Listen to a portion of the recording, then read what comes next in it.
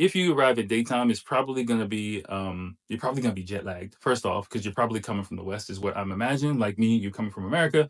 I would say just wander around the area around your hotel or your share house or something like that. That'll probably be the best thing to do. Don't necessarily try to do too much, because if you're going to be here for a few days, you know, you're going to be you're probably going to want to go out at night. So just save up your energy as much as you can in the beginning. Just get acclimated to the area first and foremost, and then do something at night.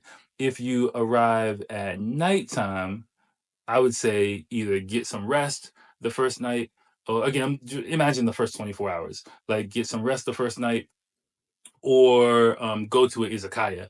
You know, again, depending on the day of the week, you might need a reservation or something like that. If you, I would say just a chain izakaya, a chain, like the quality of food here is totally great. You've probably seen a lot of information about the quality of Japanese food. If you're watching my channel, you probably watched a lot of other Japan related information. So you know Japan has some dope food, right? Like, pretty much almost everywhere you go, you're gonna find some good food. That's a given. So a chain izakaya, especially if it's your first time in Japan and you don't know what to get, it's just going to be a good experience. So after this is done, I'm going to put a link to a list of 15 chain izakayas. It's in English, that you'll be able to check and go through, and you know, by yourself with your friends, kind of decide where you want to go, look them up. You probably won't need a reservation. If you want to get a reservation, you can call, but you know, the wait probably wouldn't be that long wherever you are. There's just going to be a lot of them in Tokyo, so it's not going to be that hard to find. But you know, just sit down, have a drink, have some food, you know, talk about what you want to do, your experiences, get acclimated to life here,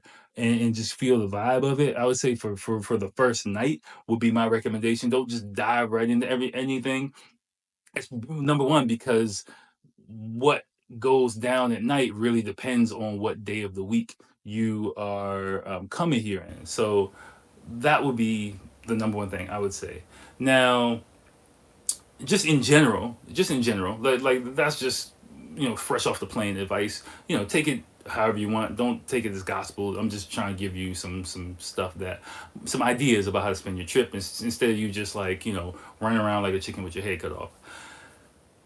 General daytime activities that I would probably recommend are going to be touristy stuff during the day, and the grimy stuff at, at night.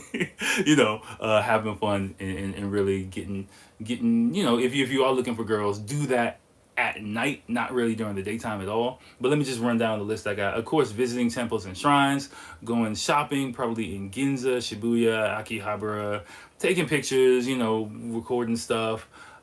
Visiting the Imperial Palace here in Japan, which is near Tokyo Station. Again, if you're going to be within striking distance of of those places, that area where I told you should stay in, it's going to be pretty easy for you to get to all these places. Go into a public bath or a hot spring. That's going to be a thing that I would definitely recommend. Don't go too far. There's going to be several of them available. Probably more public baths in Tokyo instead of hot springs. If you don't know the difference, basically, hot spring or onsen just has like natural water with a lot of minerals and stuff like that inside of it. A public bath is just hot water. You're just taking a bath. It might look the same on the surface, but the effect on your body is very different. By the way, it's not on my list, but I used to live in Musashi Koyama, which is about 4 stops away from Meguro. And in Musashi Koyama, there is a hot spring there, a natural hot spring. It's a blackwater hot spring.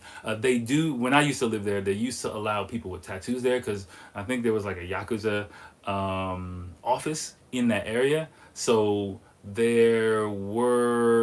used to go there like once or twice a week, and there were Yakuza guys coming in with whole back tattoos. You know, I'm the only black guy in there, foreign guy in there. So when I walk in, everyone's like, oh, you know, but when the Yakuza guys came in, everyone's like, oh, shit.